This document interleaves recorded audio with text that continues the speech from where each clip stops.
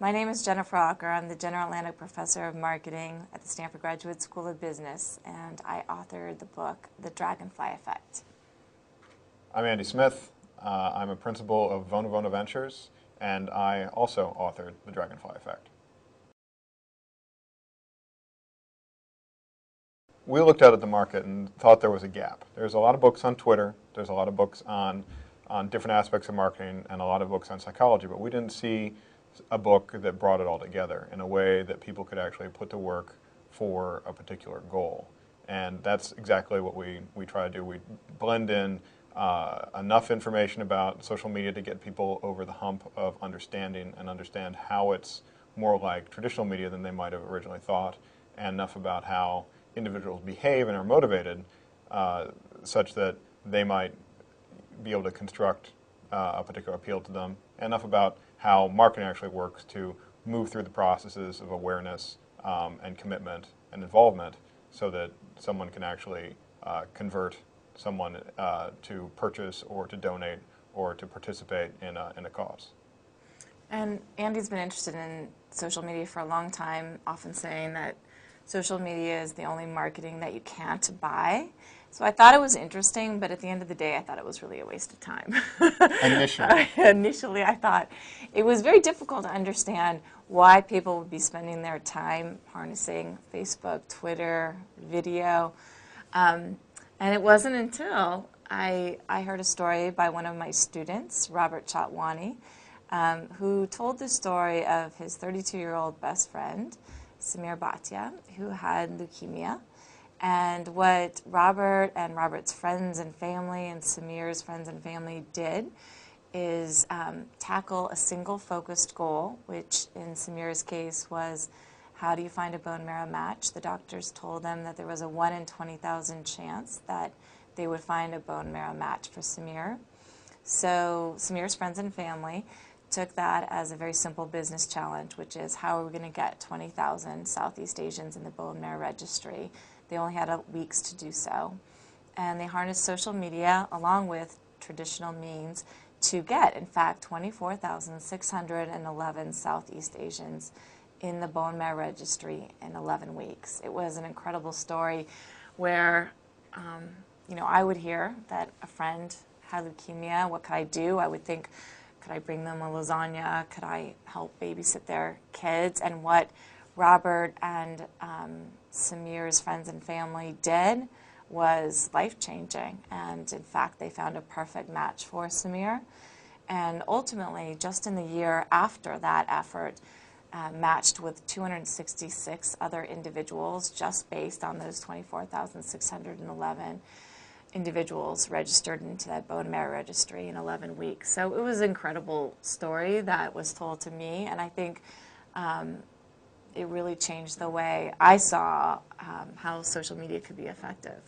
And what was also an opportunity we saw here was that rather than have this simply be an anecdotal story, Robert Chatwani had left us with a toolkit, essentially, that showed how he did it. It wasn't just that they did it and it was an amazing feat. It was that he created a methodology which outlined specifically the things that he emphasized at each stage, and how they took the effort beyond themselves, beyond the people who were directly affected, to a wider scope. And so when the opportunity came to write this up, to do something with it, I thought that it was particularly incumbent on us to put it into a way that other people could use, so that someone else who has a friend who's dying of leukemia doesn't have to be as amazingly talented and original and motivated.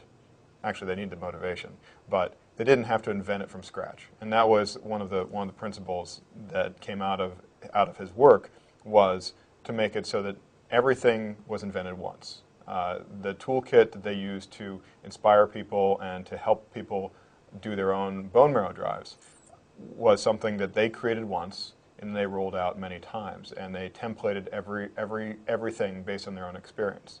Here's the message you need to send to the CEO of the company you work for. Here's the message you need to send to human resources. Here's how you get in touch with the registry organization that will actually provide the donor kits. Here's how you get it done, and just search and replace, fill in different blanks, and you've got a bone marrow drive in a box, or social change in a box more broadly.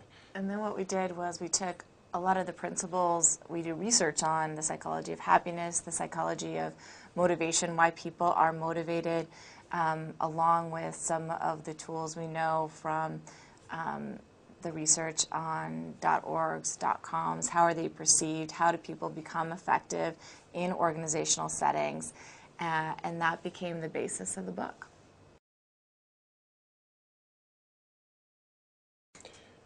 The message of this book is that you don't need a tremendous amount of resources to make a remarkable amount of change. And that if you can take Robert as the example, he was an individual who was faced with an unacceptable situation. His friend was dying. And he didn't have a tremendous amount of money or other resources to put against it, but he had an amazing amount of will and smarts. And that's essentially what we see the Dragonfly effect powering. If you've got something that is singular and clear and focused and you've got the will to do it, the technology is there to make it happen. And a clear understanding of the way things work in the social space will help it actually get done. And it doesn't matter whether you are the individual, such as Robert, or a large company. If you've got a mission, an idea that can capture the imagination and the interest of people well beyond yourself and well beyond your organization, you have an opportunity to make something big happen. So the basic model of the Dragonfly is based on 4 wings. The first wing is focus, which is what is your single, clear, objective goal. It has to be measurable. The mere thought of achieving that goal should make you happy at some level. The second wing is grab attention. What makes people look? And there's a series of design principles that help define what really grabs attention. The third wing is potentially more difficult, which is how do you engage? How do you make people feel truly connected to the cause, to the organization, to the goal itself? And that has a lot to do with storytelling, with authenticity, with personal connection. And then the final wing is take action, or how do you enable others to act so that the focused goal is not just something that you have, but others share.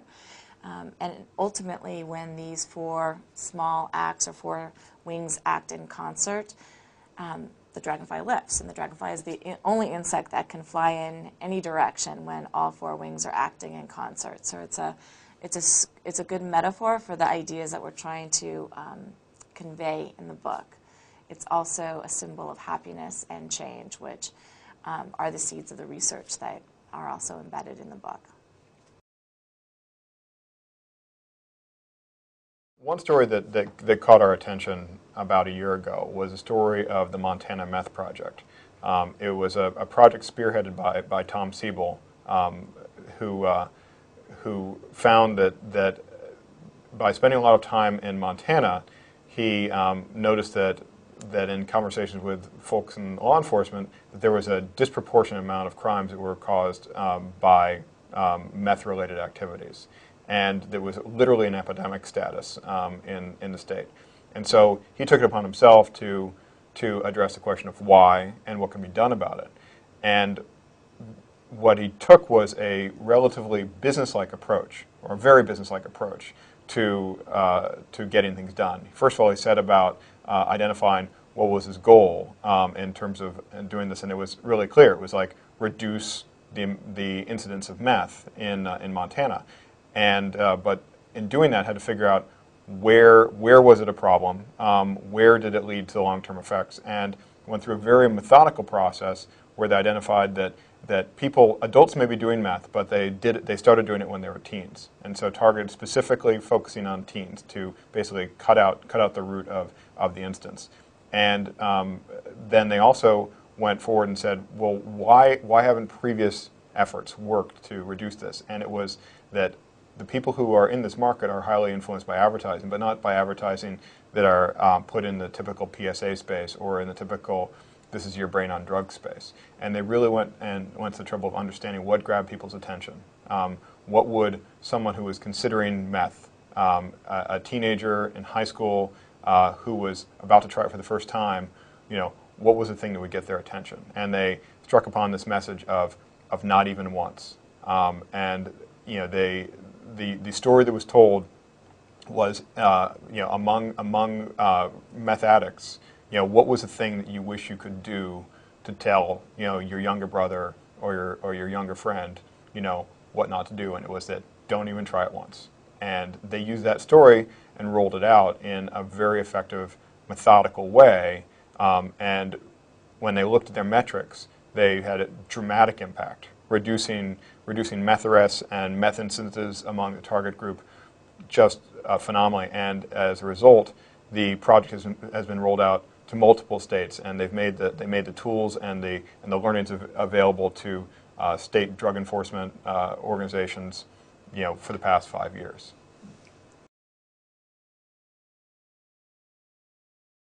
We hope that people who pick up the book will put it to use. It is more than a collection of stories to us. It is as an action plan for getting things done. And the more people that take it on, that find creative ways to deploy social technology, social media in support of things that people beyond themselves, beyond their organizations believe is worthwhile, we hope that they will in turn add to our knowledge base, add to the sort of the collective idea of what works in this space. And we intend this to be used. We hope that people will buy it and put it to work, and then help us make it even better. And I think from a for-profit perspective, one of the most exciting things about the book is the employees or executives that read this book, I think, have a different way of thinking about building a brand through storytelling, through principles of authenticity, and also building a brand that enables others to take action. So not just employees, but also customers. How did they help build that brand? So it's more of a community-focused way of brand building. And then from a nonprofit perspective, there's so many nonprofits that have a strong mission and a single focused goal already, but the book is intended, as Andy says, to be a roadmap to make them even more effective.